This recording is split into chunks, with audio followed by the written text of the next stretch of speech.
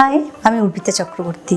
তোমাদের সকলকে স্বাগত জানাই সাতকাহনে টিপস অ্যান্ড ট্রিক্সে। আজকে তোমাদের দেখাবো দুর্দান্ত 5টি কিচেন টিপস, যেগুলি তোমাদের কিচেনে অনেকটা সময় বাঁচাবে এবং সাশ্রয়ী। তাহলে চলো শুরু করি। চা ছাকার পরে এই চা পাতাগুলো আমি ফেলে দিই না, বাড়ির অন্যান্য কাজে লাগাই। এই চা পাতাটা আমি সার হিসাবে ব্যবহার করি।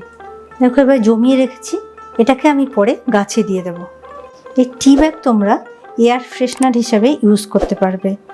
ফ্রিজে অনেক সময় বাজে গন্ধ হয় বা রুমেও অনেক সময় বাজে গন্ধ করে, তো টি ব্যাগটাকে তোমরা রাখলে ঘরে অনেকটাই বাজে গন্ধ দূর হয়ে যাবে, ফ্রিজেরও। এই চা পাতাগুলো আমি শুকিয়ে নিয়েছি। এগুলো আমি কিচেনে যেসব ইউজ হয় সেসব জিনিসপত্র বা ফার্নিচার মুছতে এগুলোকে ইউজ করি।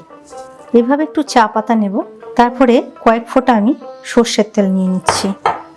এবার এটাকে একটু পুঁটুলি বেঁধে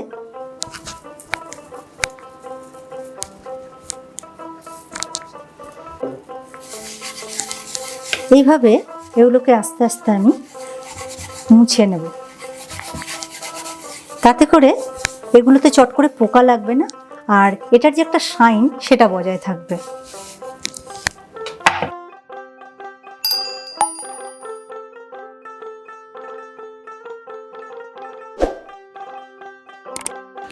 ডিমের যে কোনো প্রিপারেশন করার পরে ডিমের খোসাগুলো আমি ফেলে দিই না, ঘরের বিভিন্ন কাজে লাগাই সেগুলোকে।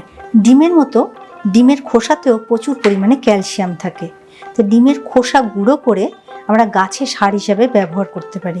আর ডিমের খোলাতে বিভিন্ন পোকামাকড়ের উপদ্রবও কমে। চাল ধোয়া আর ডাল ধোয়া জল আমি ফেলে দিই না, কারণ এর ভেতরে অনেক খাদ্যগুণ থাকে, তো সেইগুলো আমি গাছের পরিচর্যার জন্য ইউজ করি।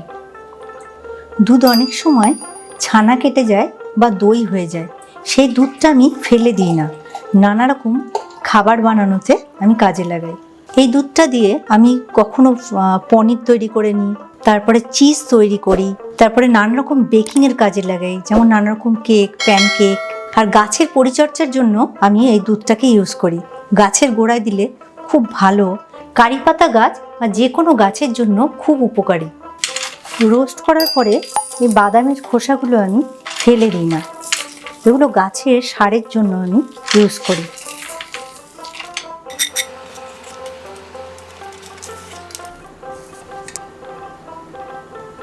এই টিপস অ্যান্ড ট্রিক্সগুলো অবশ্যই ট্রাই করবে, তাহলে তোমাদের কিচেনে অনেকটা হেল্পফুল হবে এবং সাশ্রয়ী।